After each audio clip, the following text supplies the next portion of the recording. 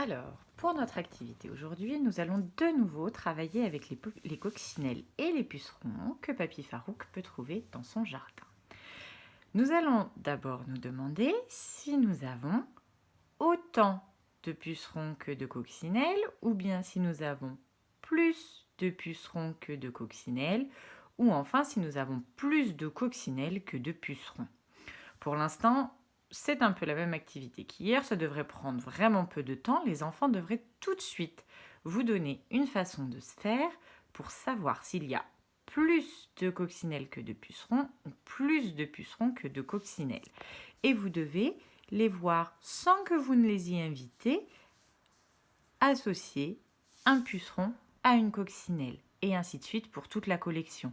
La première activité est donc juste une activité un peu rituelle pour retrouver la bonne méthode pour comparer. Maintenant, nous allons passer à la deuxième activité.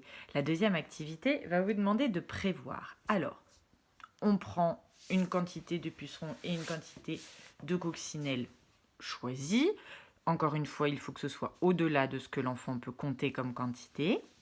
Et je vais vous demander, vous parents, de mettre les pucerons un peu partout sur cette table.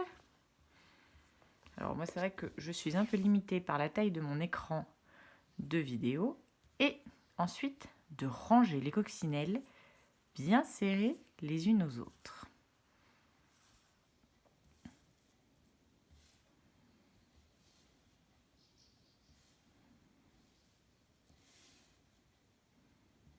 Là. Et on peut même, effectivement, j'ai encore un peu de place sur mon écran, écarter ces pucerons le plus possible. Voilà. Et maintenant, on va demander aux enfants, qu'en penses-tu?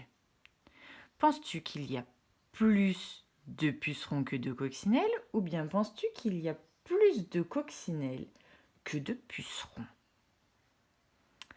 Et pourquoi penses-tu cela?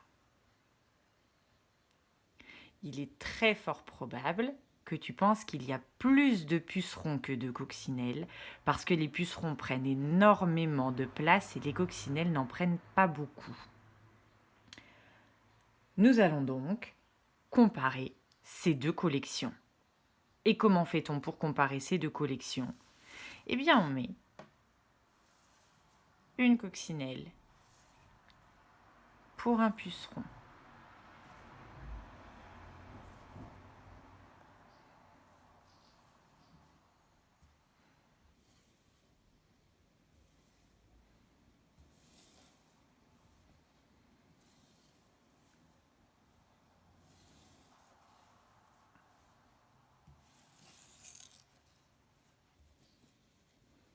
Et nous remarquons ainsi que même si les coccinelles prenaient peu de place et que les pucerons prenaient beaucoup de place, nous avons exactement la même quantité de pucerons et de coccinelles.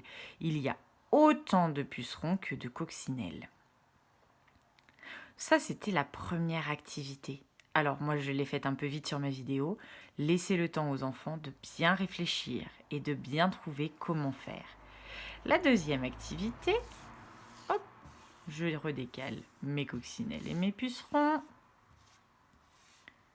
Je vais rajouter quelques coccinelles et quelques pucerons puisque nous ne voulons pas que l'enfant se souvienne du résultat. Hop. Je vais donc mettre mes petits pucerons. Hop. Et cette fois-ci, mes pucerons, je vais les mettre en ligne. Et plutôt que d'en rajouter, je vais même en enlever. Tiens. Hop.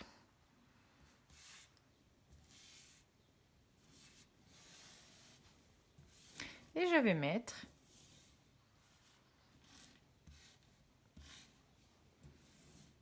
mes coccinelles en ligne aussi.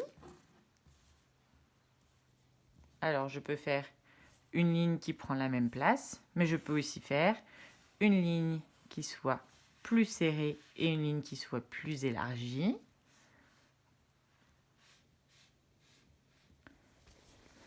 Et je vais demander à l'enfant de nouveau, à ton avis, est-ce qu'il y a plus de coccinelles que de pucerons ou bien est-ce qu'il y a plus de pucerons que de coccinelle. Comment peux-tu savoir? Votre enfant, normalement, n'a pas besoin de comparer. Ici, il peut voir qu'il y a exactement une coccinelle pour un puceron, puisque nos pucerons et nos coccinelles sont bien alignés. Si en revanche, j'ai une ligne très serrée de coccinelles, là, votre enfant va avoir besoin de décaler ses coccinelles en face de chaque puceron. Mais la comparaison est visible assez rapidement. Il y a bien autant de coccinelles que de pucerons. Enfin, mon activité 4, c'est exactement celle dont je viens de vous parler, où je resserre une ligne et j'en laisse une autre très écartée en changeant les quantités. Je vais par exemple ici me faire une ligne très serrée de petites coccinelles. Elles sont toutes en rang d'oignon.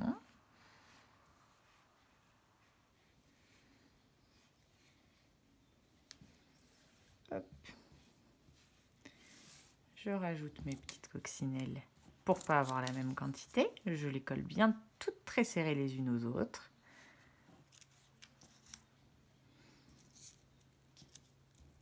Et je peux dire à l'enfant que j'en rajoute 5.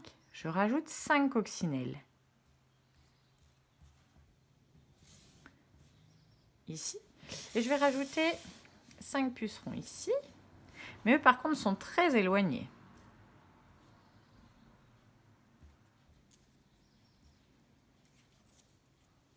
Là. J'ai rajouté 5 pucerons. Et j'ai rajouté 5 coccinelles. Est-ce que j'ai toujours la même quantité de pucerons que de coccinelles? Est-ce que j'ai toujours autant de pucerons que de coccinelles? Ou bien est-ce que j'ai plus de pucerons que de coccinelles? Ou bien est-ce que j'ai plus de coccinelles que de pucerons? Il va falloir trouver une solution pour comparer. Et cette solution, c'est de nouveau de mettre une coccinelle en face de chaque puceron. Voilà pour l'activité d'aujourd'hui. Cette activité est importante pour apprendre à prévoir.